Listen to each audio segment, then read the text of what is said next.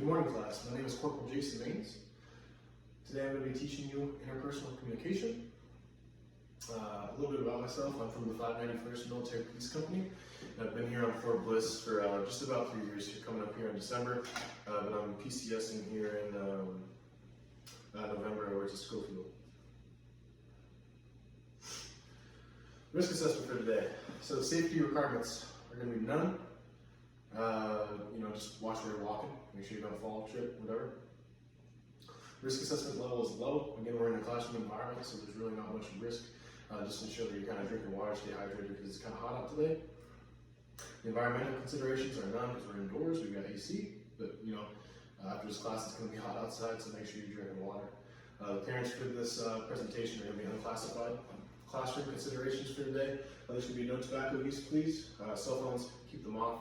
And emergency exits are going to be located on your left and right, the front and back door of the house. And the bathroom location is going to be down the hall on your guys' left. Take the first right, and it's going to be the first door on the right. The agenda today. So, we just did the risk assessment. Next, we're going to be going over the introduction. Then we're going to start talking about what interpersonal communication is. We're going to go into message exchanges and meanings of messages. We're going to go over why interpersonal communication is important. We're going to go over communication competencies. We're going to go over the linear communication model and the interactional communication model. And we're going to go over communicating effectively and how you do that. And then go over if all conversations are interpersonal. We'll follow that by the conclusion, kind of wrap everything up together, and then we'll answer any questions at the end. Okay, so in today's lesson, we will discuss the different types of interpersonal communication and the importance of interpersonal communications at the workplace. We will go over a few examples in the slides and answer any questions at the end. All references will be listed at the end of this presentation. So what is interpersonal communication? Interpersonal communication came to being when men began exchanging ideas and thoughts to one another. Interpersonal communication is a kind of communication in which people communicate their feelings, ideas, emotions, and information face-to-face to each other. It can be delivered in a verbal form or a non-verbal form. Interpersonal communication is not about what is said and what is received, but also how it is said and how it is received. So whether that be the language used, the facial expression, going back to non-verbal forms of communication. It's just kind of how the situation is interpreted. Message exchanges and meanings. So interpersonal communication, again, it deals with the exchange of information, feelings, and meanings. Okay.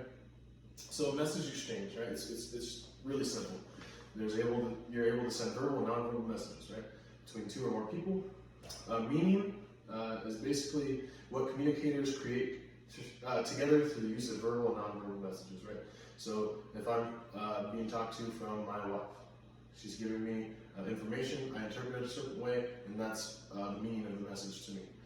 In the bottom right-hand side of the screen, you can see a cartoon here. It's a husband and a wife, and the wife is asking the husband if the jeans make her look good. The husband could say, yes, of course, honey, they make the jeans look good, but in the back of his mind, he might think, no, not really, I don't really like those jeans.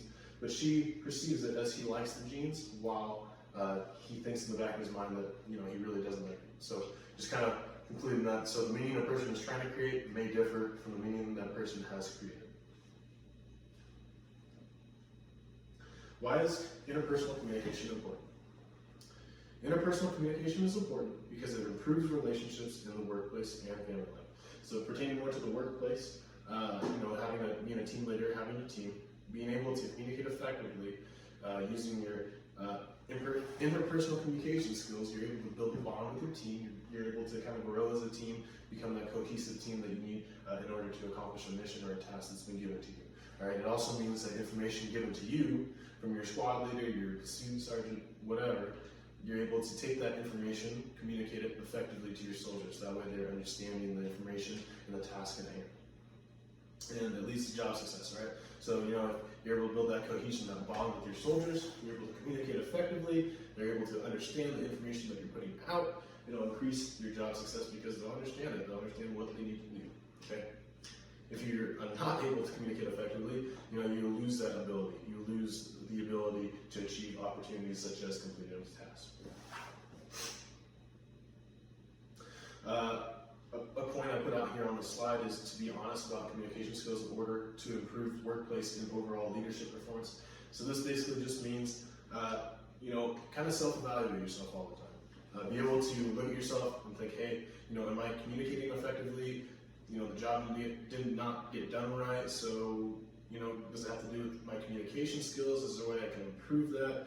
Maybe make it a little bit more understandable to my team. Whatever it may be, just be honest with yourself, because if you're not going to be able to improve your communication skills, and then, nothing's really going to get done because nobody can understand what you're trying to say, messages aren't clear, etc.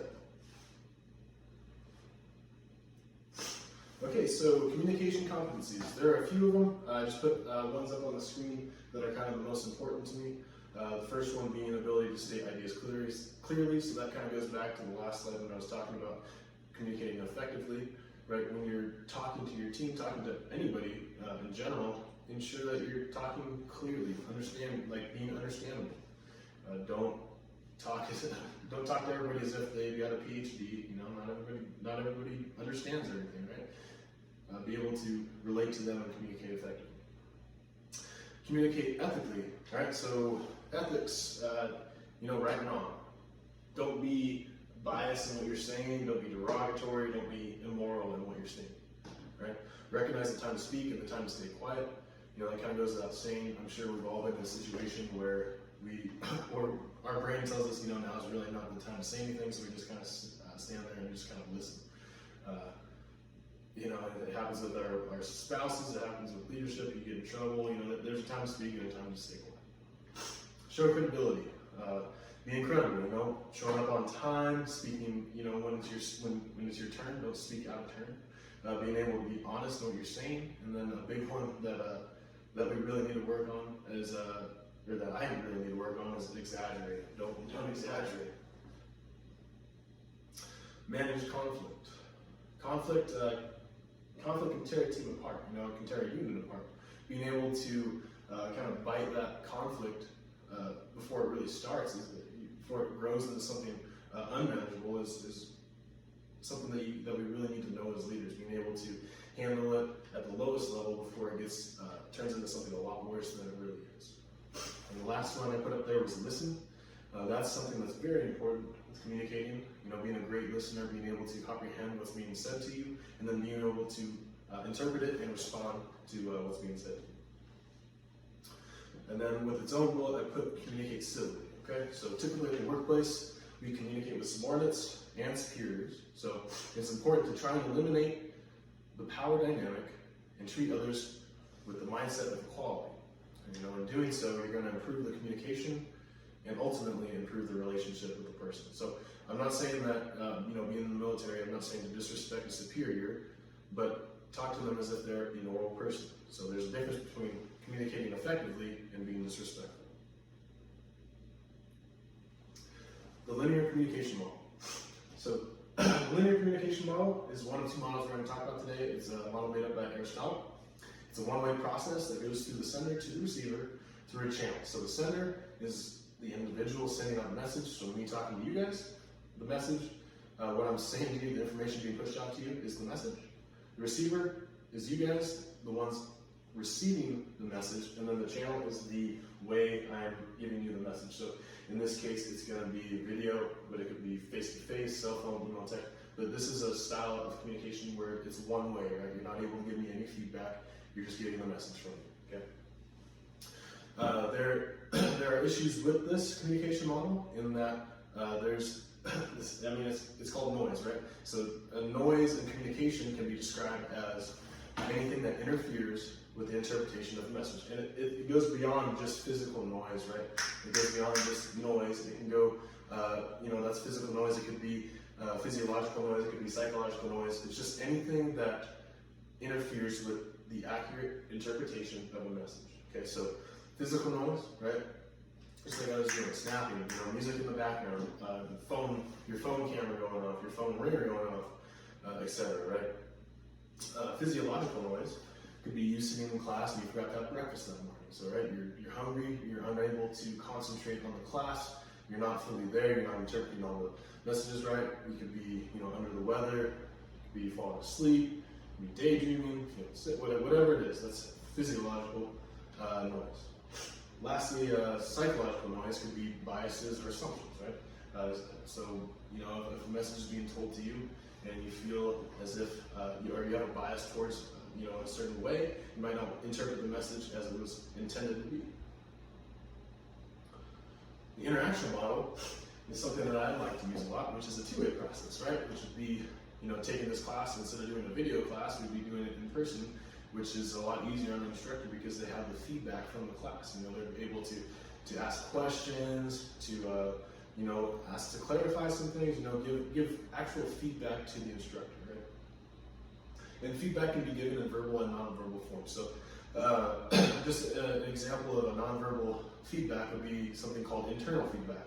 So if this was an actual class, I'd be able to look through the class, look at all the different people observing the class, and acknowledge the class's actions. So if the class seems to be dozing off, not taking notes, failing to pay attention, I can use that internal feedback to improve the class and say, I need more visual aids, or I need to give handouts more, go more in depth to an AAR, see why the class wasn't as involved as they should have been. External feedback would be if we were in a classroom environment in person and you guys were able to give me feedback, you guys were able to ask questions, give thoughts, do handouts and conduct AARs. So interpersonal communication happens constantly, right? Happens every single day. We're always communicating with other people, whether it be verbal or nonverbal. Interpersonal communication rules. So there are some unsaid rules which let us know the right time to say something, and ensuring the right thing is said at that time. So a good example of that is please and thank you. So when you're growing up, your parents should have probably taught you to say please when you're asking for something, and thank you after you've gotten the thing you asked for, right? Communication evolves with age. So as you get older, you get a little bit more experience, communicating with people, friends, family, colleagues, whatever it is. Your communication skills evolve with experience.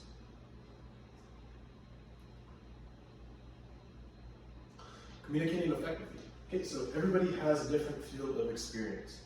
And on the screen, I put the farm family versus the city family, right? So two completely different lifestyles. A family that had grown up in a very rural area, small town, whatever it may be, might interpret a message differently than somebody that grew up in a large city. Two complete different lifestyles, cultures, whatever it is. And, people have a different way of interpreting things, and you really have to keep that in mind when you're pushing out information, right? Because you might not intend something to be negative, but it might be interpreted as negative because of people's different field of experiences. And then shared field of experiences is something where you share a same field, right? So for us, it would be sharing the field of experience and being in the military. Or for, if you want to elaborate a little bit more, you could say by MOS, right? I share field of experience with military police personnel. We're able to talk about things, right? But you just have to remember that everybody comes from a different field of experience, right? So I couldn't talk to my wife about how to conduct a traffic stop. She just doesn't know how to do that. She doesn't know how to write a ticket. She doesn't know how to do this and this. But she has things. She's a teacher, so she wouldn't be. I wouldn't be able to understand how she. I don't teach class for a living, so I don't understand how to teach class perfectly. But she might, be able to help me with that. Are all conversations interpersonal? Simple answer is no. Not all conversations we have with people are interpersonal. There are such conversations called impersonal conversations that typically have to deal with the longevity of a relationship. So a good example of this would be myself going to a car dealership and talking with a salesman, right? He's going to be very nice to me. He's going to ask me, how my day's going, what I have for lunch, what I do in my free time, whatever it may be. He's being nice. However, that's not really a relationship, right? It's just he's trying to make a sale. He's trying to do whatever he can to make that sale. So that's more of an impersonal relationship, an impersonal conversation. In conclusion, we went over interpersonal communication, expressing your feelings, whatever it is, to another person. Message exchanges, which is, verbal, nonverbal exchanges. meanings. We went over how you might say something, but it might mean something, it might mean it differently, right? The husband and wife talking, he said, yeah, you look good in those jeans, but at the same time, in the back of his mind, he might think, I really don't like those jeans. Why interpersonal communication is important, it improves your job, your workplace, your team, whatever it is. Just being an effective communicator can really help you out in the workplace. We went over some communication competencies. We went over the ability to state your ideas clearly. We went over communicating ethically. We went over recognizing the time to speak and the time to not. Show credibility, manage conflict, and listen. We went over the LCM, which is a one-way communication model, which is more so like this video right here, where I'm able to speak to you guys a message, but you're unable to give me any feedback. And then we went over the interactional communication model, which is a two-way, which would be more of a normal classroom environment in person, where I'm able to answer questions, kind of gauge the class. Communicating effectively, being able to realize that people come from different backgrounds, and to take that into consideration when you're talking to somebody, that they might not understand what you're trying to say. So you got to really take that into consideration. And then lastly, we went over if all conversations are interpersonal, and the answer to that is no. At this time, are there any questions? And then we're going to go over the AR and class.